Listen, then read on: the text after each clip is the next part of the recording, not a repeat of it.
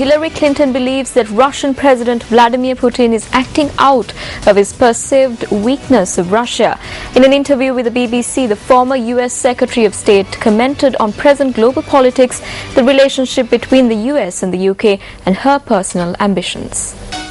Do you think Putin's a dangerous man? He can be. He can be. And do you think he's a man who exploits weakness? I think he acts out of his perceived weakness of Russia.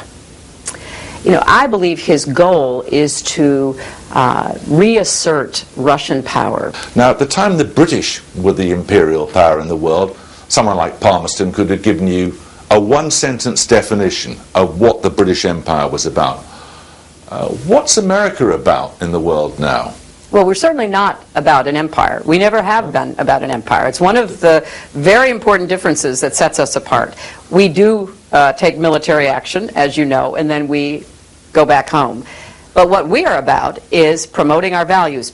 Absolutely. I believe there should be a contest of values. Do you think Britain's influence and utility to the United States would be enhanced or diminished by holding a referendum on whether to stay in the European Union?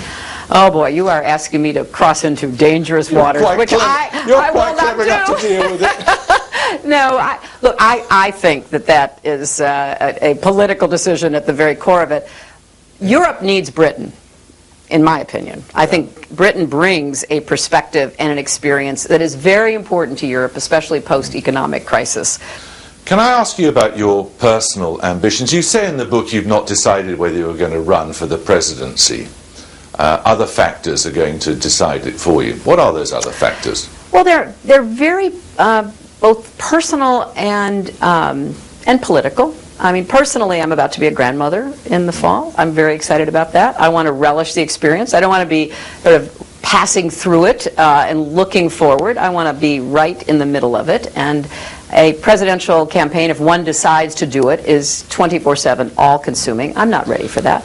I want to be sure, as I evaluate this decision going forward, that I, number one, know where I want to lead the country, and number two, that I think I can make that happen. You know that. I don't. Do you know what you can offer the country? Oh, I know in general terms, but I haven't sat down and said, okay, exactly what's my economic policy? We're having a hard time creating jobs. What are we actually going to do about it? And how can I put together the political coalition, maybe from some unlikely partners, to achieve that? I haven't done any of that work. How would America have been different if you had beaten Obama to the White House? I don't know. And well, we will never know. We will never know, Jeremy. Whether you know is not quite the same as whether you care, though, is it? But I stopped caring. I mean, honestly, when I lost and he won, that was the end for me, and I ended up actually working for him. You think that's good for America? It was good for America, was it? Oh, yes, of course it was. Are you kidding? Absolutely. I mean, it was so fortunate for me after that hard, long, intense campaign that I got to support somebody with whom I had so much in common.